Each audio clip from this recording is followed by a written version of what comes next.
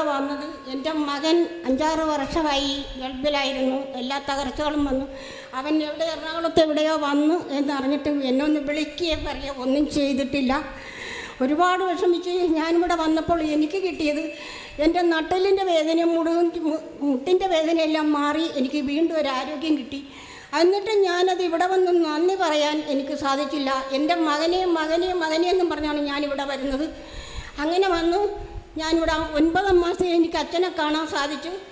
അച്ഛൻ ഇതൊക്കെ ചെന്നു അച്ഛൻ്റെ തലയൊക്കെ വെച്ച് പ്രാർത്ഥിച്ചു. എന്നോട് ഒറ്റ ചോദ്യമേ ചോദിച്ചുള്ളൂ, അവന് വേണ്ടി ഉടമ്പടി എടുക്കുക ചെയ്യാൻ പറ്റുമോ? ഞാൻ പറ്റുവെച്ചു. അവന് വേണ്ടി ഞാൻ മരിക്കാനും തയ്യാറാണ്. എൻ്റെ കൊച്ചുമകനാണ്. ഞാനങ്ങനെ ഉടമ്പടി എടുത്ത് ഇവിടെ താഴെ വന്ന് ഇരുന്ന സമയത്ത് ഈ ഫോണടിച്ചു. ഞാൻ എടുത്തപ്പോൾ എൻ്റെ മകനാണ്. അമ്മച്ചി ഇപ്പോൾ എവിടെയാണ് ഇരിക്കുന്നത്? ഞാൻ പറഞ്ഞു ഞാൻ കൃപാസനത്തിലാണ്, ഞാൻ ചൊവ്വാഴ്ച വരുമെന്നുള്ളത് അവനെ അറിയാം. എങ്കിലും അമ്മച്ചി എന്തിനാണ് ഇപ്പോൾ ഇവിടെ വന്നത്? ഞാൻ പറഞ്ഞു ഉടമ്പടി എടുക്കാൻ വന്നതാണ്. അന്നെ പെട്ടെന്ന് 3 എളുപ്പം പോകാൻ പറഞ്ഞു. അവിടെ നിന്ന് വീട്ടിൽ ചെന്നു.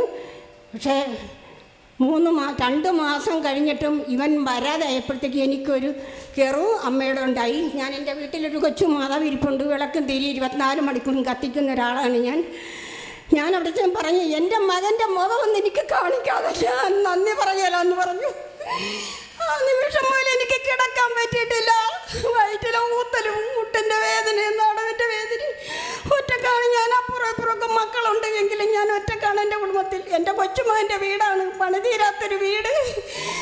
എൻ്റെ അമ്മയെ ഞാൻ പിന്നെ ഇറങ്ങി വന്ന് കിടന്ന് ഞാൻ പറഞ്ഞു അടുത്ത മാസം ഒരു ചൊവ്വാഴ്ച ഉണ്ടെങ്കിൽ ഞാനിവിടെ നന്ദി പറയും എന്ന് പറഞ്ഞു. ഞാൻ അടുത്ത ചൊവ്വാഴ്ച ഇന്ന് അമ്മയ്ക്കെടുക്കാൻ എനിക്ക് വന്ന ക്ഷീണത്തിന് നന്ദി പറയാണ് ഞാൻ വന്നത്. ഇപ്പോൾ ഞാൻ അങ്ങോട്ട് വിളിക്കണ്ട, അവൻ എന്നെ ഇങ്ങോട്ട് വിളിക്കും. എത്രയും പെട്ടെന്ന് വരാമെന്ന് പറഞ്ഞിട്ടുണ്ട്.